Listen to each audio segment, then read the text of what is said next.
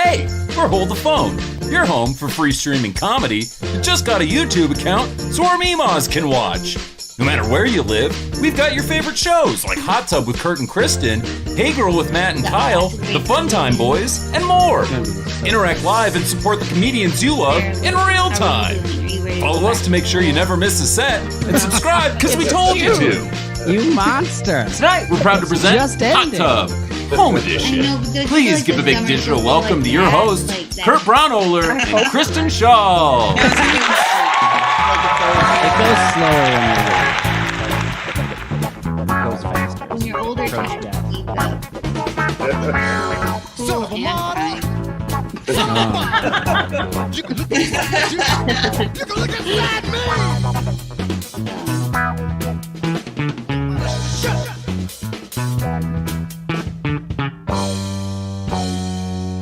Tonight, we're proud to present Hold the Hot Tub, your home for free streaming content. Cake. Jake is talking to himself.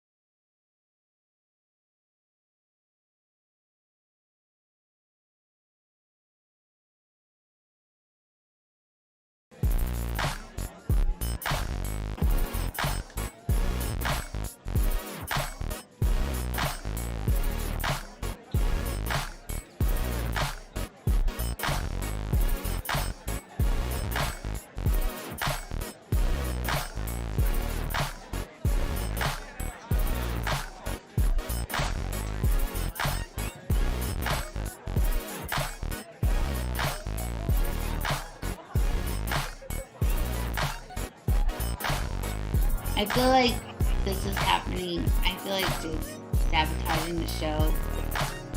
What? What'd you say, Kurt? He's asking for radio silence to test the show. Oh, yeah.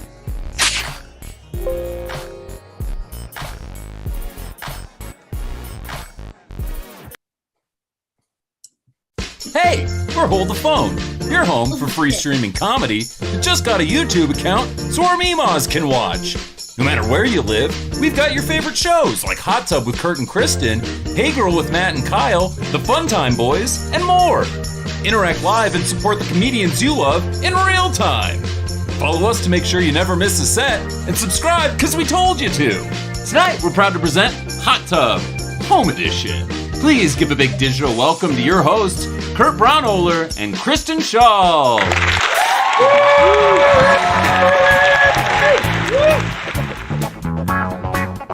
Ladies and gentlemen, welcome to Hot Tub. Welcome. Yo. Look at this. Hot tub in our houses. Kurt, I didn't make it over to your house. No, you did not make it over to my house. Maybe next week, maybe we can do the last two shows together here in the bunker, in the garage. I have torn down the veil. I am not, there's no more artifice for Hot Tub for me. I have teared the veil of Maya, and we are. Do you remember that show?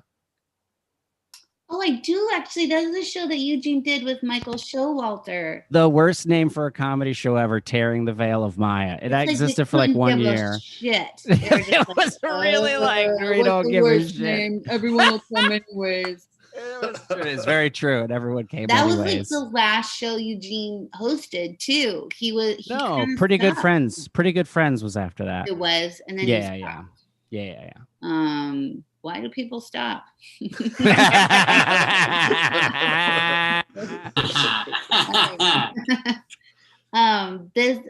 you ever considered organizing those shelves? Like, do you need all that stuff? Yeah. Do you want me to go through it? I mean, like, are we talking about entertainment? I could definitely go through my storage shelving and tell you what everything's for. Reality shows with less content than that. So what can you see? This is a bunch of wrenches. Use them all the time. This is my camping gear. This is electronics. That's papers. Mm-hmm. That's it. Yeah, Ralph, already I feel like the electronics can go. There's a bunch. It's true. There's probably a bunch of wires in here that don't work on anything since 1998. Yeah. Speaking of things that can go, before we started the show, we were talking about how the ice caps are melting, and I volunteered. Yeah. Oh boy. Hey. I heard you talk about ice caps melted. Yeah. Hello, Ratty. Hey, it's me, Ratty. It's a good time to be a rat. Ratty, I was wondering if you thought it would be possible to use the melting ice caps for the water that we need in the drought over here in the West. Are you kidding me, Kristen? Is it so dumb? No, listen to me. This is crazy. I was gonna come on it because this third to last home edition, and I'm not sure what I do when you guys don't need me anymore, and so I have invested heavily. So the Keystone Pipeline, they pulled the money for that. They're not going to do the Keystone Pipeline, but they got a lot of pipe left over. Oh, my God. They got a bunch of pipe. So I'm doing a Kickstarter to get that Keystone Pipeline up to the Arctic. And we grab and we melt, we burn the peat moss that's slowly revealed by greenhouse gas warming. We burn that to melt icebergs and then keep them from flooding our beautiful beaches. And we replenish our reservoirs. And we should have enough for a couple years before there's none left. Yeah. I mean, I don't know. I'm not a scientist, Ratty, but that seems pretty smart. Yeah, I am a scientist. Yeah, you invented that vaccine out of your own piss. And I still think it works. I don't know. I would give you some money for that. Ratty. I'm in. Kickstarter. Speaking of money, folks. Right. Yeah. You got it. Daniel Berman and Brian Jaggers, thank you so much for your contributions and thank you for your kind words. I'm glad that our shows have kept you going through the pandemic. And you guys, if you want to donate like those fine gentlemen, you can do so through Venmo at hottub_show, or I guess YouTube. You can give money to YouTube. There's a link in the YouTube channel I watch every week. You can give money to YouTube? No, you give it to us through YouTube. YouTube does that? Yes, they all do it. That's crazy. They all do it. They all do it. Excuse me, Ratty. Can I talk for a little while? Of course. Bye. Listen, I want to thank, this is the third to last one. I do want to thank everybody who has supported us doing this show in our homes for the past 15 months. Without you guys donating and stuff, we wouldn't be able to play the performers, and you guys did that. And the Patreons who actually are like in the audience with us, thank you so much. You made this weird thing possible, this experiment, for better and for worse. It's for better. But I want to just thank everybody. It's been very cool now that it's like kind of coming to an end. It is, I don't know. I have a lot of love in my heart for everybody who supported us during this weird time. I do too. I love everybody too. And I wonder, we could also do online anniversary shows. I love it. Why wouldn't we? Why wouldn't we? Right? I don't know. Why wouldn't we? I don't know. Oh. Hey guys, I think we got to get the show started. All right. You guys ready for a fantastic comedy show? Kristen, are you ready for a great comedy show? I'm really psyched. I'm ready. I need it. Yeah, baby. This first comedian is absolutely fantastic. So funny. Please put your hands together. Welcome stage the very wonderful and hilarious Fumi Abe. Hey. Oh my God. That sound effect. That's everything. That's everything to me. Thank you so much for being here. It's so nice to have real people, because last time there wasn't any. It was just all my comedian friends, and it was very sad. But this is great. This is so great. I didn't even know you guys had a Patreon. That's so nice. I'm just like trying to picture, because I'm from New York. I've never been to like the actual show, and I was just trying to get a gauge of like what the hot tub demo is like. I'm looking at Philip Sharp, just like looking like a problematic movie director, That's kind of, I don't know where you're at right now. That's the vibe I'm getting. I'm not saying you are that, but that or you're like an extra, like in a Wes Anderson movie or something. I'm not really sure. I'm actually not sure which position is the worst, I'm not sure. But so great to be here. I'm so glad the country's opening back again. I think coronavirus was scary for such a long time. I remember when it first started, it was especially scary for Asian Americans, because every time Trump would say the word Chinese virus, there was violence against Asian people in this country, right? And things got so bad in New York that the Attorney General actually created a hotline for Asian people to use and report hate crimes. And I feel this is a great idea, but I can tell there's no money behind this project, because I tried calling the other day, and I swear to God, it was like, "Hello, thank you for calling. Para español, oprima dos." And I was like, who the hell is this for? Okay, like, can I report this? This is the hate crime. I'm actually calling to report this. Like, are you telling me somebody's calling, being like, "Hola, me llamo Angela Chang," and people keep asking me to go back to mi casa. Like, Angela does not talk like that. It's crazy. I don't know. I think dating has been difficult over the quarantine because, we couldn't meet people in real life. And I think that's why there's been an uptick in sexting. I'm sure you guys have read about that. I can't believe I just said uptick. That makes me sound like a virgin, but I'm not. I fuck. Okay. Write that down, everybody. Write that down. Okay. Anyways, you don't have to write it down. So I was talking to a couple months ago, I was talking to somebody on one of the apps, and things were getting kind of hot, and she asked me to send her a nude. She wanted to see a naked picture of my body. And what do you guys think about that? Don't answer that. So I took a few, and I was about to send it, and I realized something. I realized the way you review a nude in your 30s, because I'm 31 now, is very different than in your 20s, right? Because in your 20s, you take a nude, you want to make sure your body's looking all like, cute and like juicy or whatever. That's such a disgusting word. I'm so sorry I said that. But I'm 31 now, so I was looking at my nude, and my first thought was, yo, my apartment is a mess. And I just started cleaning. I just started cleaning for 45 minutes. I was cleaning for so long that this girl texted back. She's like, "Hey, did you get my message?" She just followed up like it's a work email, Yeah. She was like, "Hey, just like circling back on that penis PDF. We're gonna need that. We're gonna need that for the all hands meeting. So if you can get that by EOD, that would be amazing."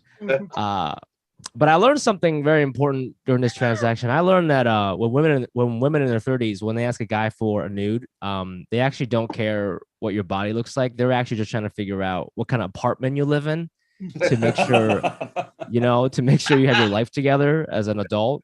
And that is why I took my nude next to my in-unit washing drying machine. Okay.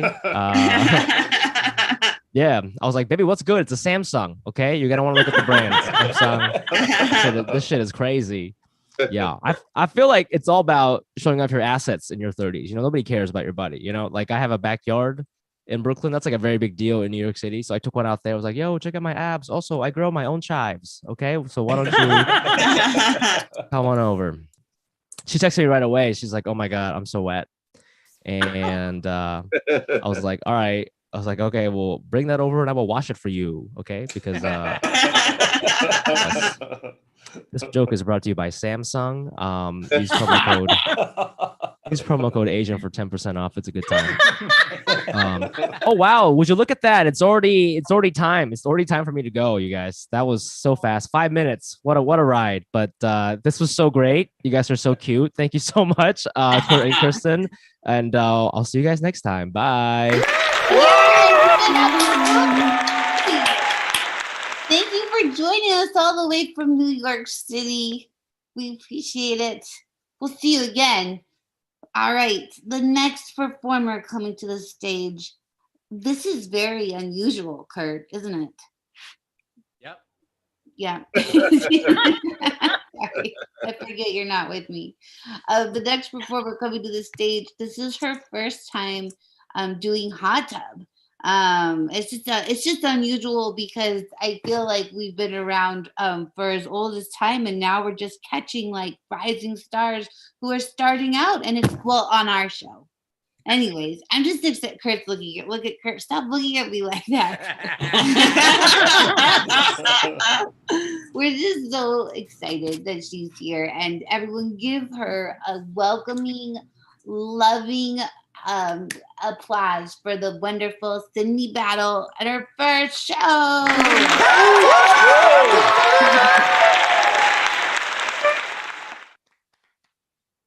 Hello. I'm excited to be here.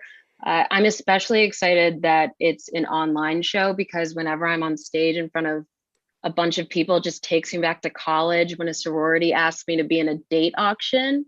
And I had to say, I don't know if I should get on stage in front of a bunch of white people and be sold for money. That just to me seems bad. And so they canceled it. But, I do hope that St. Jude's got that money some other way. But things are going back to normal, and that's great. But I'm just dealing with something. It's my own thing. It's that on paper, I am the ideal hookup for a heterosexual man. And it's slowly ruining my life because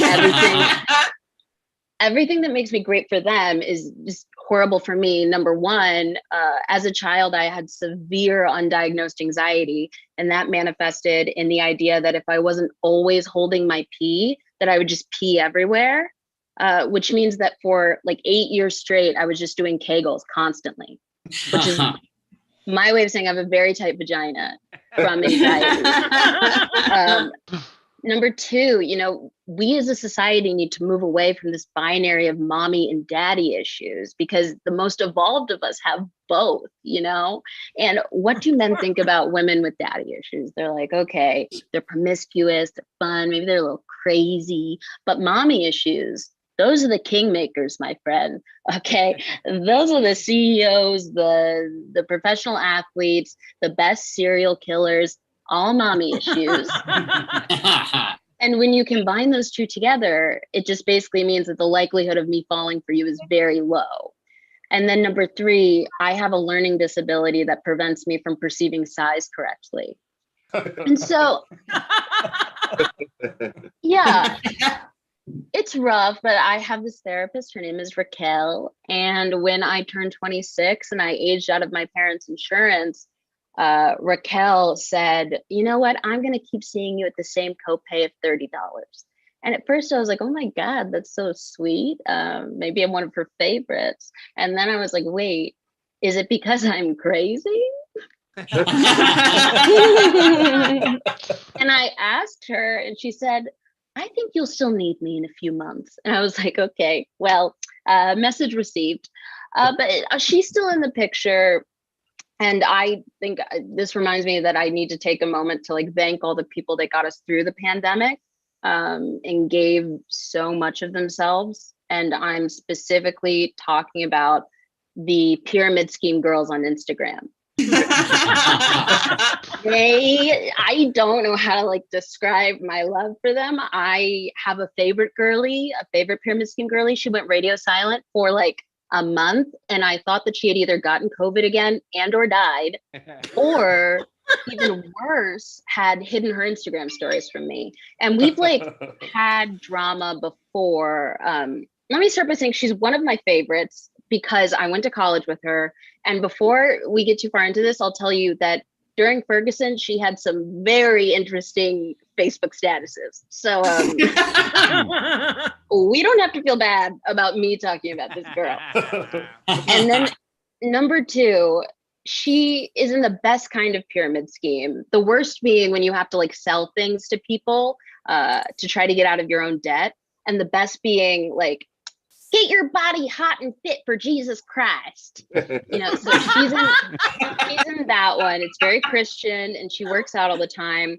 And so, you know, one day, several months ago, her household got HelloFresh. Huge day for them.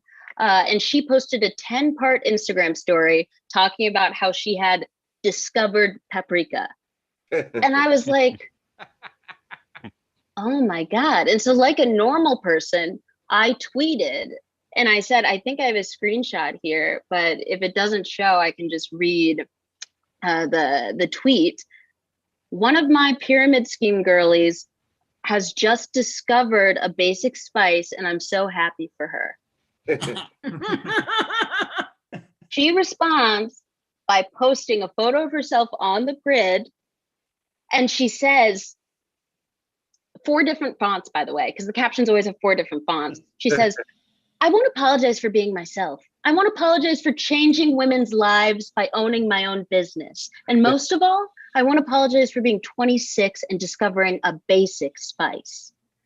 She was so mad. It was 2 paragraphs long. And so I liked the post like a fucking crazy person because I had to show her that I love her. Like, I don't hate her at all.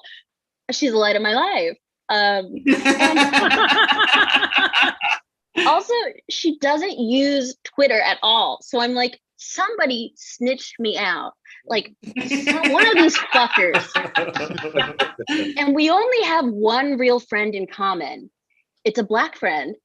It's a Black female friend. And more specifically, it is the Black female friend who was the bridesmaid at her plantation wedding.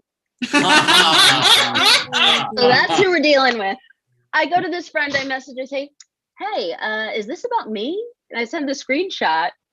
And I was like, if I made her upset, please let me know.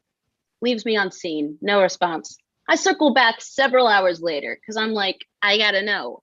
I say, if this made her sad or mad, I'm genuinely very upset by that because I am being honest when I say I am very happy when white people discover a new spice, unless it results in slavery, which historically has happened. And now I get to the end of the story and I could really only blame the mommy issues for how I have conducted myself here. Like, the fact that I keep going back to this girl for more because she unfollowed me after she made this whole post. She also, during the election, was posting a lot of stuff like, God's vote is the only one that matters. So it's like, why do I keep coming back to this girl? And that's the daddy issues, baby. But I'm Sydney Battle, and that's all I have. Thank you. Sydney Battle, ladies and gentlemen. I honestly thought it was going to be Roden and Fields when you start talking about pyramid. Because that is straight up. Also, my father lives in Grand Rapids, which is the home of Amway, and Amway is the original pyramid scheme. Been doing it since the 60s, baby. They are fucking lunatics. Betsy DeVos, everybody, married to an Amway person. They are fucking lunatics. I have a few people to thank. Bonnie Goodhart, as always, thank you. That's for Ratty's Kickstarter. Yeah. Yeah. Wow, that was loud. I heard feedback about that. Philip, as always, thank you. Reed Nystrom, always thank you. Everyone, all these people who donate every single week, that's just thank you. I can't say thank you enough. It makes me very, very happy. Are you guys ready for your next act of the evening? She's fantastic. So happy she's back. She's magical. She's musical. Please welcome to the show the wonderful Scout Durwood.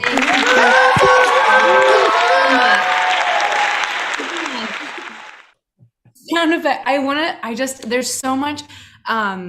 I feel like we're in a really odd moment right now. We're coming out of the pandemic, but like nothing has happened. It's like we're all like, oh yeah, a month ago, or no, 2.5 years ago. Like there's a dead year that we don't.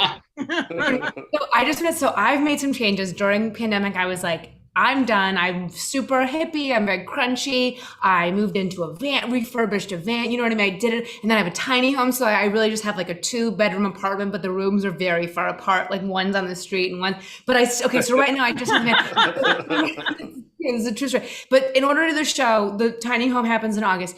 I am in a friend's apartment and she has horrible lighting. And I just wanted to let you guys know that the only way there's light on my face right now is Ashley right there holding a light.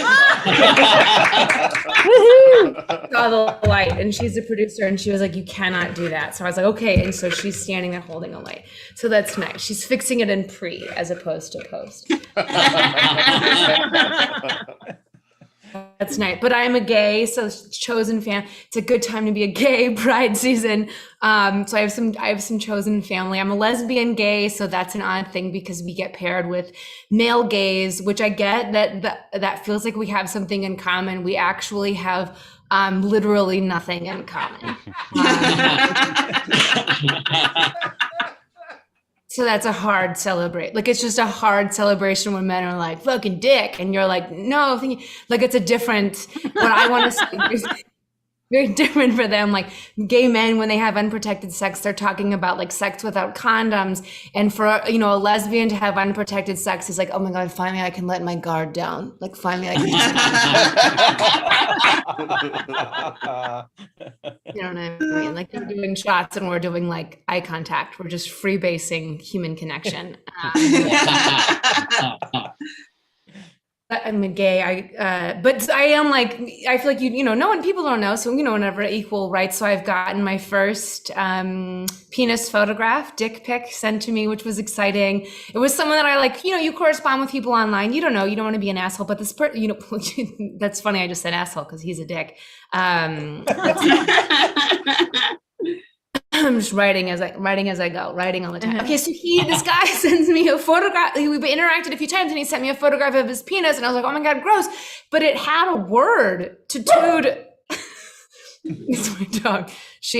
I'll do a bit about it in a minute because I knew she was going to bark. But he has a word tattooed across the shaft of his penis, which I thought was clever because it made me look. And that's really what dick pics are. It's just like, I need you to witness my existence. And I was like, touche. So I zoomed in on the penis to see what the word was tattooed. And it's the word aloha, which is good because it means hello and goodbye, which was what Tonight, I was like, I've got to come up with a bit because my dog is going to bark. She's super anxious. I have a dog very similar to me, and she no longer understands the difference between human space and dog space. Like as far as she does not, I'm never not going to go to therapy without her again. But that's just because she's a better tissue than, no, I don't know. I don't have a bit. I knew my dog was going to bark and I'm worried about it. Okay, this is a special thing. I'm going to play my song, and this song is not the newest song in the world, but I thought about it, and it's been a really weird year to write comedy because it feels really like things have been in limbo. So this is a song written about, I had a really shitty 2019. So going into 2020, I was like, this year is my bitch. And I was so it was the worst year. So this is a song I wrote about, I think that year, and I'm making a solemn vow to you tonight that I will not sing this song again live until I've written a new song about the tragedy of this year. But so far I've only written about the tragedy of that year. And this is a song about my inability to express adult human emotions, both as a comedian and because the only instrument I know how to play is the ukulele. Okay, so it's called Sad songs are inappropriate when you sing them on the ukulele. Okay, 1, 2, 3. No, it's a ukulele. You don't count it. Here we go. I found out on Twitter that my ex has cancer, but her new girlfriend is taking excellent care of her. That's a lot of new feelings to have all at once. Yeah. Oh.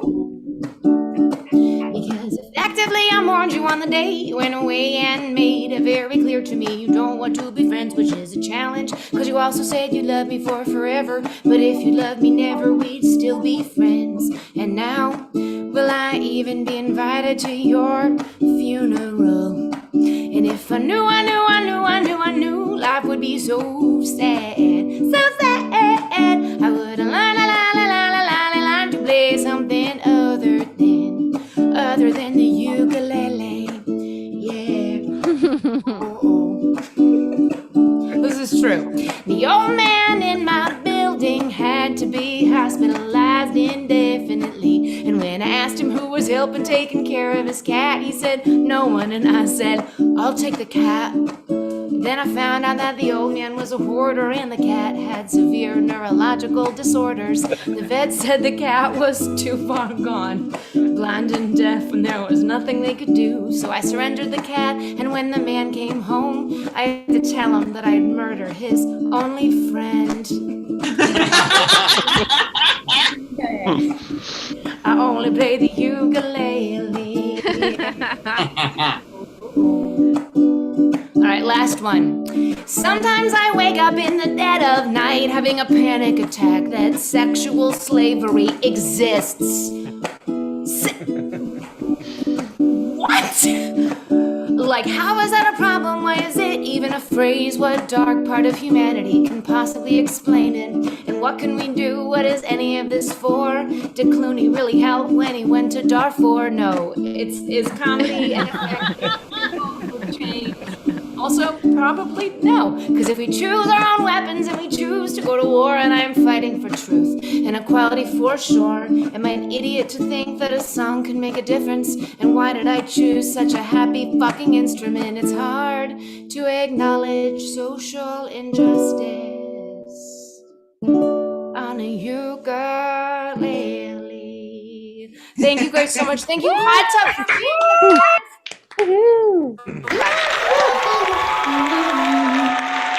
Scout Durwood, ladies and gentlemen. Oh, that was awesome. Thank you so much. Philip Sharp said in the chat, yay, music and comedy and tragedy, which I agree with 100%.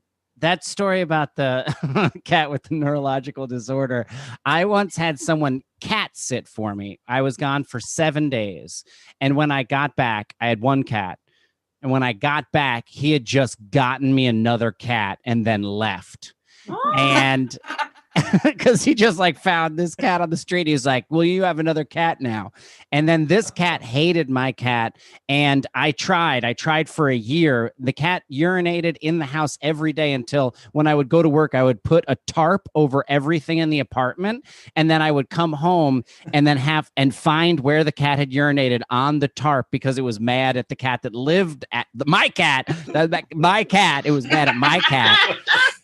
So finally, after a year, I was like, hey, Jamie, I was like, you got to take this cat back, man. I tried for 1 full year. And then he was like, what the fuck is wrong with you? And I was like, I don't think anything is wrong with me. You gave me a cat I didn't want another cat. I think these cats don't like each other. And he's like, you know what you need to do? You need to let that cat be an outside cat. I was like, I live on the 2nd floor, Jamie. I can't be an outside cat. He said, oh, yeah, I'm going to come over and I'm going to build a staircase downstairs so it can get downstairs. I was like, I don't have access to the backyard. That's like my landlord. He's like, I'm coming over. And he was having a mental breakdown at the time. He was selling comics on the sidewalk. And I was like, you cannot come over. And we got into yelling match. I was like, do not come over and build a cat staircase on the back of my house. You cannot do that. He's like, I am coming over. I am buying wood right now.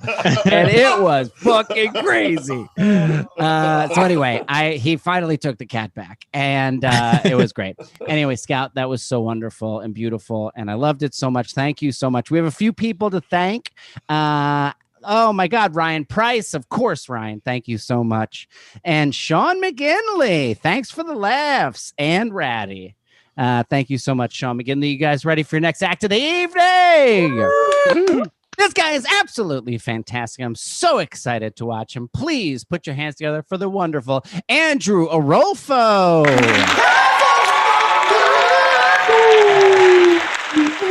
Ooh, hey, what's going on? Hope y'all feeling well. Hope y'all healthy. That's a big thing. I hope y'all vax. Y'all got vax? Hell yeah. I got my vax. I got mine at CVS because that's the kind of money I got now. So that's where I'm at. But I did get into alternative health methods, you know, just in case, right? Like I just got into holistic medicine. Is anybody else in this thing into being sick and not getting better? Okay. No, I'm kidding. If you're in here and you're about it, that's fine. That's fine. I mean, you're not fine. You're probably gonna die soon, but live your life or don't. I'm doing okay. Things feel like they're somewhat getting back to normal. Remember early in the quarantine when people were going wild, people were wilding out because they couldn't get supplies. Remember toilet paper was like sold out last April. I remember I couldn't get toilet paper anywhere. But then I thought to myself, I was like, who's not running out? And I was like, okay, McDonald's, Starbucks, gas stations, airports. Why don't I just order toilet paper from where they get their stuff from, right? So I went on a supply website, which anybody in here can do. And I just blindly ordered off the website. I didn't know what I was getting, but this is what they sent me last April. They sent me this is 1,000 feet right here. This is too much. This is what goes in the case. I don't have that mounted in my bathroom, you know, but it's like a supply site. So I couldn't just like buy one of those rolls, right? I had to buy a box, and I didn't know how much was going to be in a box, but this is what I have left from last April. I still have this much. I'm never running out. I'm never running out. I don't know how y'all doing on supplies. If you need some, hit me up. I'll roll one to you. I have enough left to last you for the rest of this year too, for sure. I don't know what I'm gonna do with this. I'm not gonna use it. I need to open a restaurant to get rid of this. But that's how I'm doing. I'm doing okay. You know, I've been inside the house like everybody else, but I've been with my girlfriend this whole time, which has been fun. Just because at this point, we're just like trying new things, not to be bored. You know, that's where we're at. Like we tried to watch porn together, which didn't work out the way we wanted, just because if you thought looking for a movie on Netflix took a long time, wow. Real hard to decide on something when she's watched most of it with her ex-boyfriend already, you know? I don't know if you want to do that with your partner. If you do, just know what you're getting into, just because if you were to look at our search history, turns out she's not even a huge fan of what race I am. So that's what we're dealing with at the moment. But we're doing cool. I'm hoping things are opening up soon, which is great. Do we know if water parks are open? Do we know this? They are? Kurt, they are? I just went to one. Oh, that's hype. That's so hype. I felt like, to me, I felt like the water park should have been like the first thing to be open, you know, because isn't water park water supposed to like kill like anything it touches? Like we didn't even try that as the vaccine, you know. I would have put that in there. Just because I've been out of water park swimming next to poop, and I was like, this is chill. I'm chilling. This is fine. I feel safe. But I miss it. I do know now that I know it's open, that's where I want to hit up right now, just because I don't know about y'all, but I've gained a little bit of weight in quarantine, and the water park is the only place I've ever really felt comfortable with my body, you know? Right? Because what is a water park but just like an Applebee's where everybody's shirts off, you know, just a bunch of people eating things. No one's respecting the 30-minute rule. Like, I don't know. Like that's all you're doing. I feel like at a water park all day, you're just standing in line for rides next to dudes with multiple DUIs. That's all it is. Like, I don't know who created the water park, but this is almost as if that dude just went to one of his friends and he was like, hey, yo, what if we made like the DMV wet? You want to do that? Let's do that. But this is the last thing I'm about to say, and I think it's very important. With everything that's been going on these past few years, just I think we should make it a goal for ourselves just to be more aware of injustice in society, you know, be more woke, right? You should. It's progress. Help out your communities as much as you can. Help out your friends' communities. This is what I've done to help out my community. My girlfriend, she is white. I did that for the culture. I really did. Just because we saw the videos, we saw the news, we saw white women getting pretty wild, calling the cops on black and brown people for no reason. So I was like, okay, if I get one, then that's just me keeping one off the streets. You know what I mean? That's how I help out my community. But yeah, it's been a lot of fun. Thank you so much for having me. Enjoy the rest of the show. Andrew Orolfo, ladies and gentlemen. Oh, man, Andrew, I really want you to go back to that supply site and then buy one of the big toilet paper dispensers and just have it. Just have it as a memory of the pandemic forever. Oh yeah, God, I really should. I really should. You can install it yourself. Screw it in. Also, it does sound insane that I was like, yes, I was just at a water park. I have children. It was the desert, and we were staying at a water park. You stayed at it? We stayed at a water park. It was like a hotel, but then in the middle, it had a water park. And it was fucking awesome. I had the best time. But yeah, it was definitely very much like the DMV. A lot of food in the pool. Guys, I have a few people to thank. Oh my God, everybody's donating. It's so kind of you. Matt Nelson, thank you. Great show. Can't wait for live in-person hot tub soon. It's gonna be thrilling. It's honestly gonna be thrilling. Sean Dungan, thank you. Thanks for doing these online shows for months and months. Thank you for watching. Marcia Penna, thank you. Shaw Art Museum, as per always, a mystery. We don't know who Shaw Art Museum is. We think they're from London. Sacred Pine Tree, thank you. Monique Herring, thank you, as always. She also has a giant pandemic toilet paper roll. Look at that. That's amazing. I love that. Are you guys? We got 2 acts left for the evening. I'm very excited about our next act. She's been on Hot Tub many times. Please put your hands together and welcome to the show, the wonderful and very funny Alice Wetterlund. Thank you so much. Thank you. Thanks, everybody. I'm so excited for us to come back. Oh, Kurt, you're so great. I love to see you. I got really jealous when you said you'd stayed at a water park because, like, every time I try to stay at the water park, they're like, we're closing, ma'am. You got to get out of there. I'm like, can I just pitch a tent under the scaffolding? And they're like, why do you know what that is? I can't believe it, man. We're going to come back and do I've been doing so many Zoom shows that, like, I don't know if I'm going to be able to do in-person comedy. I don't know if I'm going to feel right. You know, they're going to be like, all right, it's time for you to do your set. Are you ready? And I'll be like, my cat's not here, so I don't think so. Doesn't seem right to me. My cat's here, so he'll probably interrupt me. I'll show you when he does. But because he gets mad when I talk to the flat thing in front of me. But so what else is going? Oh, my dad's racist. So my dad is one of those, like, he's not like a high key, you know, he's like a second tier racist. Like, he doesn't wear like wraparound shades or anything, but he's a guy who he'll say stuff like, I'm not racist, but, and then, you know, this is a racist thing.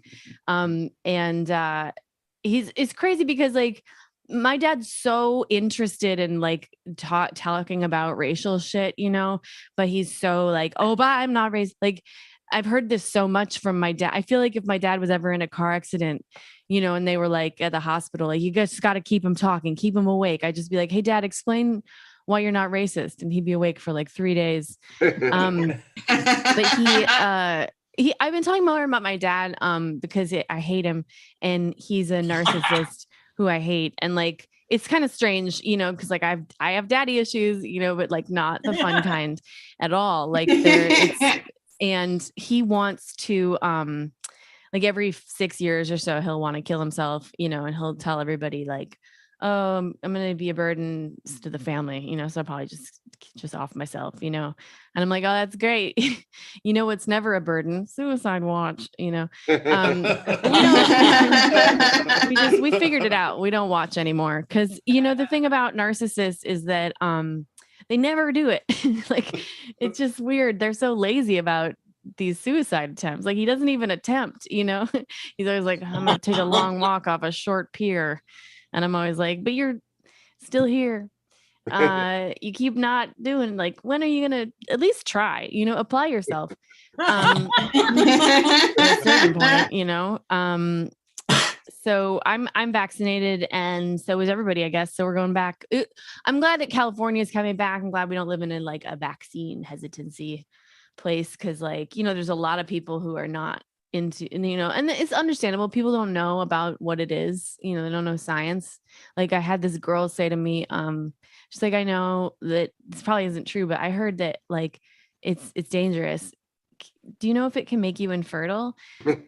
And I was like, oh no, it's not to do with that at all. It's just kind of only deals with your immunosuppressants, and it's not touching your reproductive system. But if you're thinking about having kids, maybe don't, because you're stupid and you shouldn't make more of you. I don't know. That's just me. I'm pro-choice, but I'm also pro-life. You know, like people who are there's like anti-choice people, and then there's pro-choice people, and then there's me, and I'm like pro-abortion. You know, I'm so pro-abortion. I'm like, fuck yeah, like anybody, I'll tell you to get an abortion, you know. I'll get an abortion any day of the week. I'll get one on a Tuesday. I don't give a shit. I'll just roll up to the clinic. They're like, you're not pregnant. And I'm like, it's my right. So you gotta give me one now. And yeah, I hate that they get to say pro-life, anti-choice people. Fucking, it's so ridiculous, because it's like you're not pro-life living anything about what you're doing. It's all about, you know, like I'm pro-life. I'm pro my life not getting ruined by some dumb kid like fucking coming in needing love. Well, he didn't interrupt me. So yeah, Joe Rogan was really vaccine hesitant. He was like really like, I'm suspicious, you know.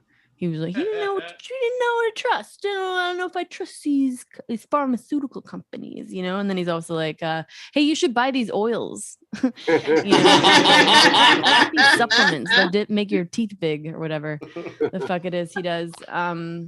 If any supplements worked on Joe Rogan, like you would know, you know what I mean? Like it's weird that he's able to sell anything. He's like, do you have any pills that'll make you not red? Is that a pill okay, so yeah, my last thing, I just want to talk about cancel culture for a minute, because my cat has not interrupted me.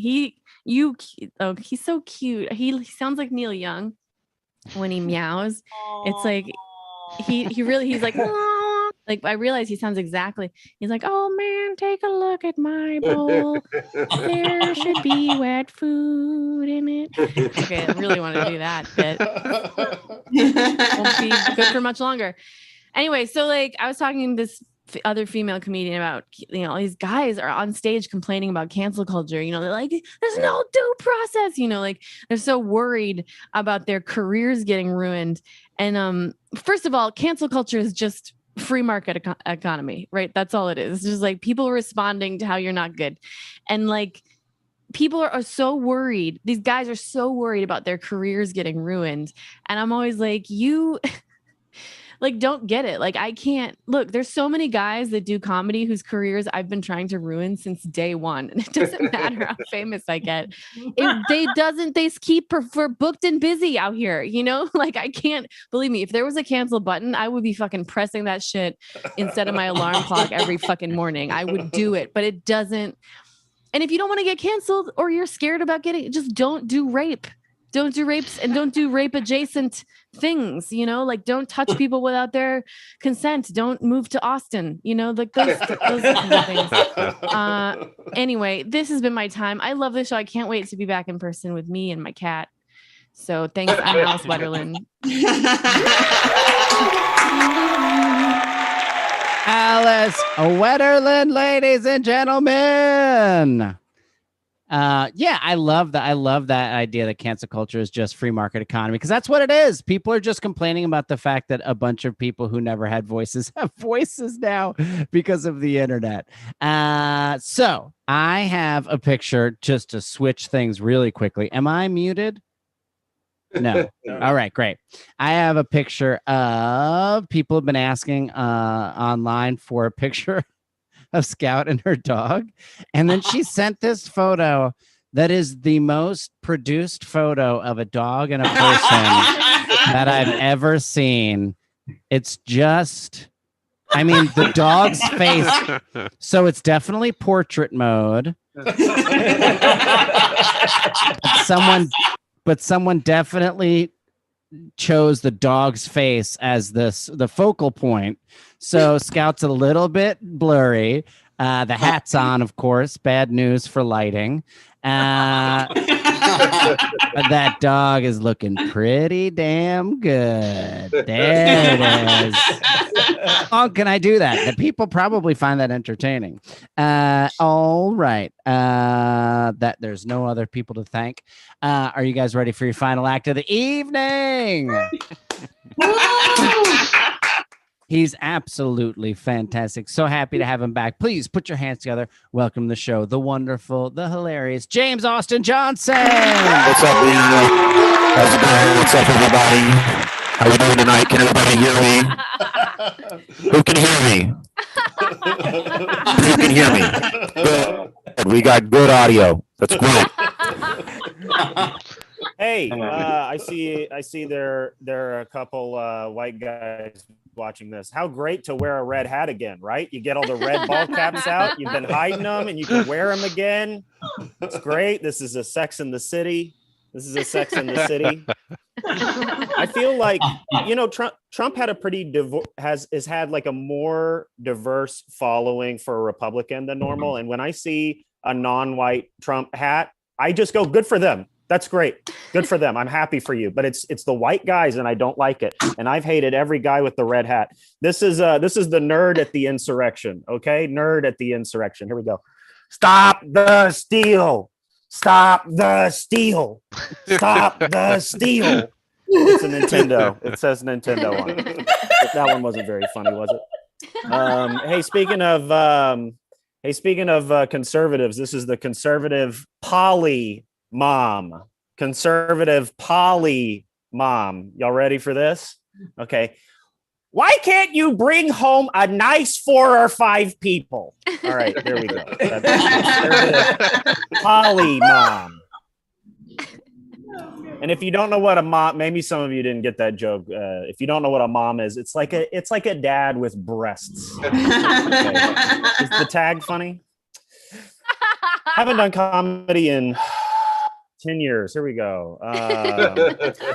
Hey, did you guys hear that they're giving Ellen to Louis C.K.? Did you guys hear about this? They're giving Ellen's slot to Louis C.K. Here we go. Is that a good angle here? First up, okay, so good morning. It's day, and first up, we got a little kid who paid for his dad's facial reconstruction surgery after one of those gender reveal bombs went off in his mouth by hula hooping in a Target or some shit. And he has cute answers to questions he's never been asked before. And after that, I'm going to release a 3D marriage counseling session. All right, we're done with the Louis bit. We're not ready to laugh at me, or maybe it's my failure. I watch a lot of Food Network. Anybody else watch a lot of Food Network and reality TV? Woo. No one else watches nonfiction. When do you ever learn? My favorite reality show guy is Bobby Flay. I think Bobby Flay is one of the best working chefs, and I especially like Bobby Flay's 2 volumes. He has two speeds, and Too eager. It's too much. Are his 2 speeds like Bobby Flay when he's in a cutaway and he's explaining something, he's real low key. He's real low key. He's like John Krasinski on The Office. Yeah. You know, I saw the baguettes and I started chopping over the baguettes and I want to get those, transformed in some way. Get vinaigrette, so we're doing more of like a panzanella direction. And then when it gets to his part where he has to actually promote something, he goes so much louder. than you've ever heard a person be loud before. Hey, I just got a note that my connection is unstable. And is anything working right now? Can people hear me? Yeah. React. I'm losing it. I only have like 30 seconds to do this shit. Bobby Flay, quiet. Now Bobby Flay, loud. Right? We get that part of the joke? Yeah. Yep. All right. I think I'm back on track now. I think I'm feeling it. All right. Here's my pick. Here's my Bobby Flay here. Bobby Flay loud is like, stay tuned for my epic redneck Miami party boat bakedown for Shrimp Dicks and Smoking Hot Christians, brought to you by Return of the Crudes. Let's eat the dinosaurs because the Crudes ran out of salad and it's dino chomping time. Only on Discovery Plus. Discovery Plus. Ghosts and people getting divorced. All right. Discovery Plus. Any Discovery Plus people?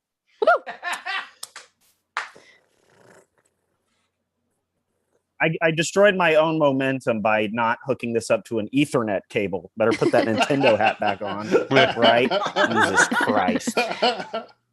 I had like 13 more celebrities as chop judges. And I've got the big red light. So I don't know. We've got we could either pick George Lucas, Jeffrey Tambor, or Donald Trump, and it's up to the audience. Who's judging on Chopped? Before I go, George Lucas. George Lucas. Yeah. I'm just looking down at your dish, and it just appears like it's unfinished. I feel like I don't know if you ran out of time or what it is.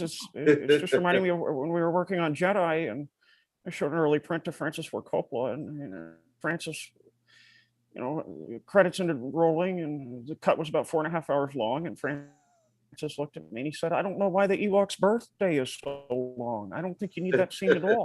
I don't understand why you're showing 1.5 hours of an Ewok's birthday. I don't think that's relevant to the battle scene. I don't know what that has to do with Endor. And I don't know why you tried to make crepes on a dessert round. It's just going to take us into breakfast. You're supposed to be making us dessert. You've got a big rasher of bacon, and I feel like we're in breakfast, and it's Jedi all over again.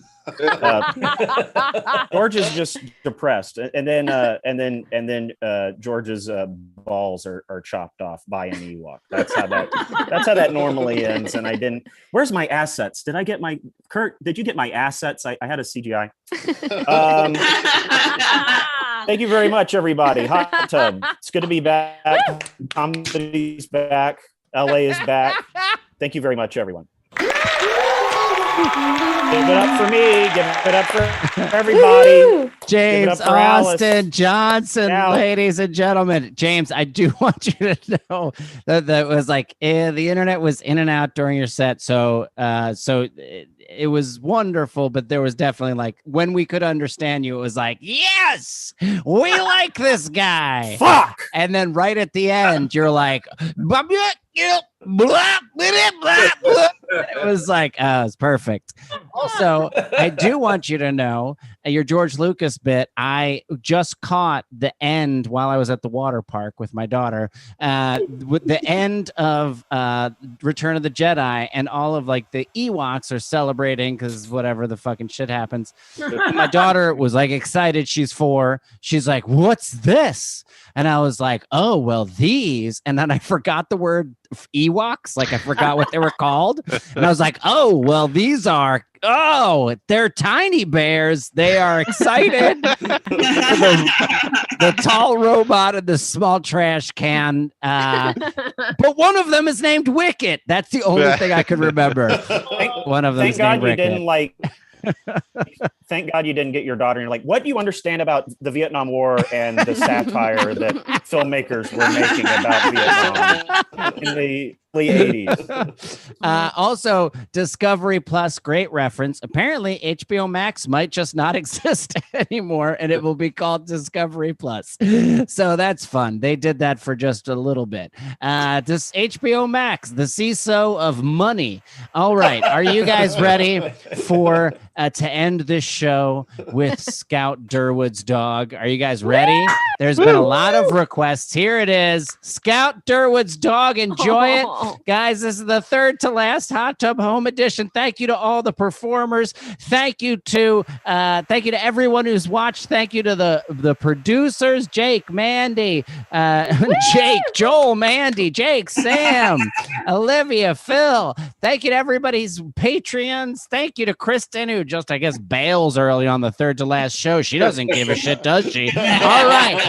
I'm here. I'm committed. I'm the good one. Good night. Good night.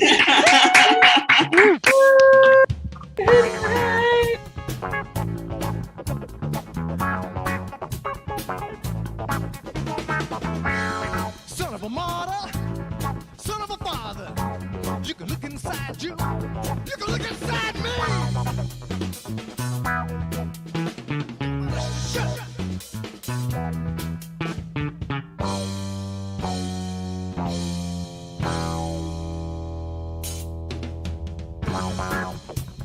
Look deep inside. You can put it together. You can pull it apart. You ain't lapse unconscious. You don't remember. You don't remember.